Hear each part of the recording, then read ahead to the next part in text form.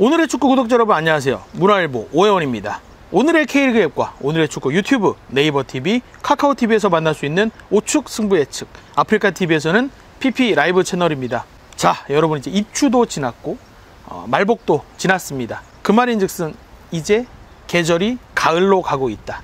가을은 원래 축구를 보기 정말 좋은 계절이에요. 그런데 상황이다 보니까 이 좋은 계절에 축구를 TV로만 즐겨야 되는 상황이 참 아쉽습니다. 그래서 온 거야? 그래도 뭐 하도 그 수원 월드컵 경기장만 간다고 그래가지고 오늘은 다른 곳에 한번 와봤습니다. 그런데 하필이면 이번 주에 없어요. 뭐야, 뭐 빈집털이야 뭐야. 새로운 배경이니까요. 새로운 마음가짐으로 이번 주 한번 예측 기가 막히게 한번 해보겠습니다. 사실 지난 23라운드가 좀 쉬웠나 봐요. 제가 웬일로 절반의 성공 거뒀습니다. 그러다 보니까 저보다 많이 맞춘 분들도 성적이 많이 좋았어요. 무려 5경기를 적중해 주신 분들이 오축 승부 예측의 상수죠. 오노코님을 포함해서 6분이 계셨는데, 저는 이분들 중에 박주원님을 오축에서 정말 심혈을 기울여 만든 아이스볼 몰드 당첨자로 뽑았습니다. 제가 알기로는 그 기타 치시는 박주원님이 굉장히 축구를 좋아하시는 분인 걸로 알아요. 그래서 그 메시였나요? 그 헌정곡, 기타 헌정곡까지 만드셨던 분이라 알고 있는데, 혹시 그분이 아닐까? 혹시 그분이 아닐까라는 생각에 알고 얘기하는 줄 알았어. 막연한 기대감에 그래서 제가 이 박주원님이 그분이었으면 좋겠다 하는 마음가짐으로 이 오축 승부 예측이 정말 심혈을 기울여 만든 아이스볼 몰드 당첨자로 뽑았습니다. 그리고 또 제가 지난주에도 말씀드렸습니다만은 각자의 비와? 비가 온다고? 빨리 해야겠다. 오프닝만이라도 빨리. 지난주에도 말씀드렸지만 이 댓글창에 각자 나름의 방법으로 달아주시는 분들이 많아지고 있습니다. 축구를 즐기는 새로운 문화가 된 건 좋은데요, 왜 자꾸 그분들이 저를 따라오시는지 모르겠어요. 저 말고요, 제가 가는 반대 방향으로 가세요. 오른 방향으로 가십시오. 그러면 더 즐겁게 축구를 보실 수 있습니다. 그리고 또 지난 23라운드에도 역시나 저를 아껴주시고 사랑해주시고 격려해주시고 배려해주시고 응원해주시는 이런 많은 분들의 댓글이 있었습니다. 그분들 중에 저는 이 봉구님의 이 댓글이 가장 인상 깊었는데, K리그 예측이 가장 어렵다. 그리고 이번 라운드에는 이변이 많이 일어날 것 같다 라고 적어주셨습니다. 역시 이 봉구님께서 한 경기 맞춰주셨습니다. 언행일치죠. 이거야말로 이렇게 정직한 분들이 전 잘 돼야 된다고 생각합니다. 이번 주 봉구님 2경기 맞추시길 응원하겠습니다. 그리고 지난 23라운드에 제가 항상 말씀드리죠, 사무실 한 곳에 이렇게 묶여서 편집만 하고 있는 우리 편집자가 있습니다. 23라운드 편집을 마치고 휴가를 가려다 보니까 너무나 들떴던가 봐요. 그러다 보니까 그 편집상에 오류가 있었는데 그걸 또 찾아내 주신 6분이 계십니다. 그래서 이분들께는 우리 편집자가 감사의 마음을 선물로 드린다고 하니까요, 이분들 6분 말고도 항상 오축 승부 예측 사랑해 주시는 많은 분들께 감사한 마음 잊지 않고 있습니다. 이번 주도 또 실수한 거 없는지 너그러운 마음으로 찾아봐 주셨으면 좋겠습니다. 이번 주도 이벤트는 계속됩니다. 영상 끝에 이벤트 참여 방법 확인하시고요. 그럼 하나원 큐 K리그1 2021 25라운드 승부 예측을 시작하겠습니다. 진짜 얼마 안 남았어. 그러니까 이거 코로나가 좀 상황이 좀 심해지면 27라운드만 지나면 리그는 언제든지 종료될 수 있습니다. 정말 매 경기 매 라운드가 마지막이라는 생각으로 저부터 간절해지겠습니다. 30%대야.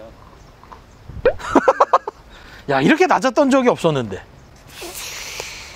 봉구님 말씀대로 이변이 많아요. 네. 저는 드릴 말씀이 그거밖에 없습니다. 이번 주 오축 승부 예측이 주목하는 경기는 포항과 수원FC의 대결입니다. 제가 개인적으로 저의 축구의 시발점이었던 팀이 포항인데, 포항의 하락세가 좀 심상치가 않습니다. 성남 원정 졌고요, FA컵 제철가 더비에서도 졌습니다. 물론 이 경기는 주축 선수들을 좀 제외하고 그동안 부상, 또 경기 많이 못 나왔던 선수들, 이 선수들의 좀 경기 감각을 끌어올리는 데 좀 목적을 줬던 경기이긴 합니다만, 그럼에도 불구하고 포항이 마지막 해결사 부재라는 그 똑같은 그 숙제를 재확인한 그런 경기였습니다. 반대로 수원FC는 아주 상승세가 가파릅니다. 여러분들의 기준으로 가파르죠. 수원FC의 상승세를 이끄는 엔진은 득점 선두를 달리는 골잡이 라스라고 할 수 있겠습니다. 포항에는 라스 같은 선수가 없어요. 근데 수원FC는 라스가 있죠. 이 하나만으로도 이 두 팀의 결과는 어느 정도 예상이 가능하지 않나 싶은데요. 수원FC는 이 경기에서 승리하면 후반기 들어서 기세가 주춤한 수원 그리고 대구와 3위 대결에서 본격적으로 앞서 나갈 수도 있는 그런 기회를 얻게 됩니다. 물론 올 시즌 두 번의 대결에서는 포항이 다 이겼죠. 1대0, 4대3 승리였습니다. 특히 이 4대3, 17라운드 때는 임상협 선수가 26분 만에 해트트릭을 완성하면서 정말 극적인 승리를 가져갔는데요. 아쉽게도 임상협 선수는 부상 중이고 포항의 팀 분위기는 그때와는 지금 정말 하늘과 땅 차이다라고 볼 수 있겠습니다. 어쩌다 K리그를 대표했던 명문 구단 포항의 상황이 이렇게 안타깝게 됐는지는 모르겠지만 영원한 건 없다. 이거는 뭐 만고불변의 진리 아니겠습니까? 최근 경기력과 또 동기부여 그리고 확실한 골잡이까지 포항과 수원FC의 대결에서는 수원FC의 승리를 예상할 만한 이유가 훨씬 더 많습니다. 두 번째 경기는 강원과 대구의 대결입니다. 강원은 길었던 터널에서 서서히 벗어나는 듯 합니다. 경기력도 결과도 4월과 5월에 한참 안 좋았을 때와는 최근 분명 달라졌습니다. 대구는 올림픽 휴식기 전과 비교하자면 살짝 꺾인 것 같아서 아쉽기는 합니다. 여전히 공격진은 좀 제 몫을 하는 것 같지만 수비가 조금씩 흔들리는 것 같아요. 물론 이 경기 전에 상대가 전북 또 그리고 울산 이렇게 강팀이었기 때문에 좀 착시로 보일 수 있겠습니다만은 저는 사실 대구의 가장 아쉬운 점은 최근 연이어서 부상자들이 발생하고 있다. 그 점이 아닌가 싶습니다. 홍정훈 선수도 몸 상태가 완벽하지 않고 김재우 선수도 올림픽 복귀 갔다가 돌아와서 부상을 당했고 또 골키퍼 최영은 선수도 부상을 당했고요. 강원은 시즌 초반에 부상자들이 있었는데 이제 돌아왔죠. 그러다 보니까 이 무더위 강행군에서 전열에서 이탈하는 선수를 막는 것이 어쩌면 각 팀들에게는 가장 우선시 돼야 할 부분이라고 생각하는데 강원은 부상자 선수들이 돌아왔고 대구의 경우에는 자꾸 부상자들이 더해지고 있고 이 두 팀의 가장 극적인 차이가 아닌가 싶습니다. 주중에 FA컵 치렀던 대구가 원정을 떠났는데 아쉬운 상황이 이번 주말까지 이어지지 않을까 전 그렇게 예상했습니다. 세 번째 경기는 제주와 울산의 대결입니다. 울산은 정말 올 시즌만큼은 기필코 놓칠 수 없다, 우승하겠다라는 그 의지를 경기력으로 또 선수단 구성으로 보여주고 있습니다. 제주는 승격구 초반에 그래도 지지 않는 경기들을 이어가면서 견고하게 승점을 쌓아가는 모습이었는데요. 선수단 내 문제가 공개되고 나서 이후에 좀 주춤한 모습이 이어지고 있습니다. 11경기째 무승입니다. 6무 5패 참 안타까운 상황입니다. 제주가 안방에서의 성적이 좋다고는 하지만 울산의 상승세를 막기에는 조금 버겁지 않나 싶습니다. 울산이 주중 FA컵을 치렀습니다. 그럼에도 불구하고 이 잦은 경기 일정을 극복하겠다는 의지 올 시즌의 두꺼운 선수층으로 이미 증명했죠. 제주와 울산의 경기에서는 울산의 승리를 예상합니다. 네 번째 경기는 수원과 성남의 대결입니다. 수원은 이 경기 칼을 갈아야 됩니다. 강원과 FA컵에서 일부 주전 선수들을 제외하면서까지 주말 리그 경기 승리하겠다 이런 분명한 의지를 보였죠. 또 국가대표팀 차출로 수비 구멍이 났던 헨리도 돌아왔습니다. 김건희 선수 또 양상민 선수 이 공격과 수비의 중심적인 역할을 하는 두 베테랑, 김건희 선수가 베테랑이라고 할 수 있나 하겠지만 워낙 공격진을 구성하는 선수들이 어리다 보니까 김건희 선수가 좀 베테랑 축에 들어가는데 이 선수들의 공백은 아쉽지만 사실 수원 같은 경우는 이 경기까지 이기지 못하면 후반기에 이기지 못하는 부진이 5경기째 이어지게 됩니다. 더군다나 중위권까지도 순위가 밀릴 수 있는 그런 위기예요. 성남도 지난 포항전에서는 이겼습니다. 제가 패배를 예측했는데 이겼어요. 워낙 공격이 안 풀리는 팀인데 그 경기에서는 포항 수비 실수를 놓치지 않고 성남이 한 골을 넣었죠. 두 팀 다 간절하고 절실합니다. 그런데 저는 개인적으로 이 두 팀 이번 주 말까지는 돌파구가 쉽지 않다라고 생각합니다. 두 팀 모두 수비 실수를 하지 않아야 이길 수 있는 경기인데 그렇다고 해서 이 두 팀에 마땅한 해결사가 있느냐?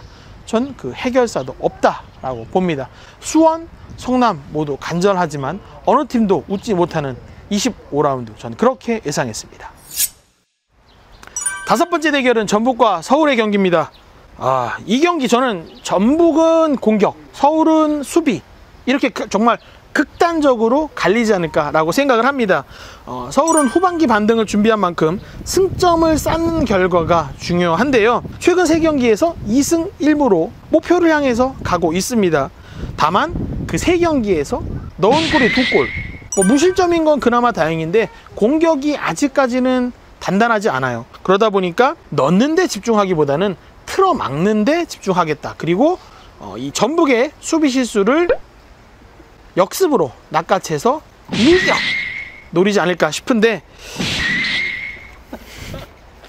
사실 전북은 문선민의 전역 후 복귀, 그리고 송민규의 이적, 그동안 침묵했던 일류첸코까지 터져버렸습니다. 그러다 보니까 이 서울에 탁 틀어막고 있는 수비를 뚫을 수 있는 이 능력자들이, 기술자들이 많아졌어요. 이번 주 이 전북과 서울의 대결에서는 서울이 조금은 부담스러운 경기가 되지 않을까. 제가 지금 서울 월드컵 경기장을 왔는데 말이죠, 서울의 패배를 예상하고 있습니다. 저는 전북과 서울의 경기에서 전북의 승리를 예상하겠습니다. 마지막 광주와 인천의 대결입니다. 광주는 최하위 탈출을 위해서 정말 부단하게도 노력을 하고 있습니다. 그런데 부상자들이 많습니다. 펠리페가 가고 나서 조나탄이 왔는데 조나탄도 몸 상태가 완전하지 않고요. 올림픽을 다녀온 엄원상 선수도 다친 상태로 돌아왔습니다. 그러다 보니까 해결해줘야 될 이 공격수들이 좀 아쉬움이 큰 광주라고 할 수 있겠습니다. 최근 3경기 무득점 여파, 이 경기에서도 이어지지 않을까 걱정됩니다. 인천은 올 시즌 달라지겠다, 이 약속을 그대로 지키고 있습니다.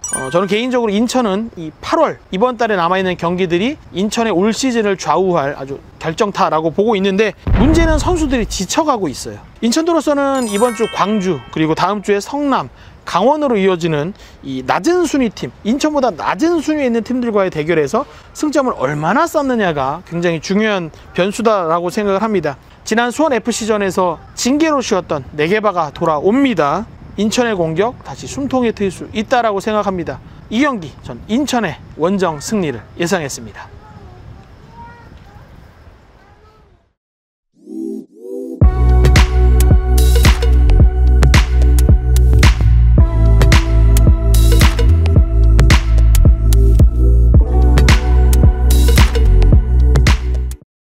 자, 저의 예측은 모두 끝났습니다. 이제는 여러분들의 차례입니다. 참여 방법은 간단합니다. 제가 예상한 6경기를 여러분도 똑같이 예측하셔서 오늘의 축구 유튜브 댓글창 방문하시고 또 그 댓글창에 여러분들이 예상한 결과를 달아주시면 됩니다. 제가 맞춘 경기 이상 맞춘 분들 공정한 추첨을 통해서 우측 승부 예측이 준비한 아이스볼 몰드 2개를 선물로 드리니까요. 이번 주도 많은 참여 부탁드리겠습니다. 우측 승부 예측은 오늘의 K리그 앱에서도 만날 수 있습니다. 그럼 저는 다음 주 26라운드 승부 예측으로 돌아오겠습니다. 주중 경기 20라운드 2경기 있거든요. 그 경기들은 오늘의 축구 인스타그램, SNS에서 만나뵙도록 하겠습니다. 안녕히 계십시오.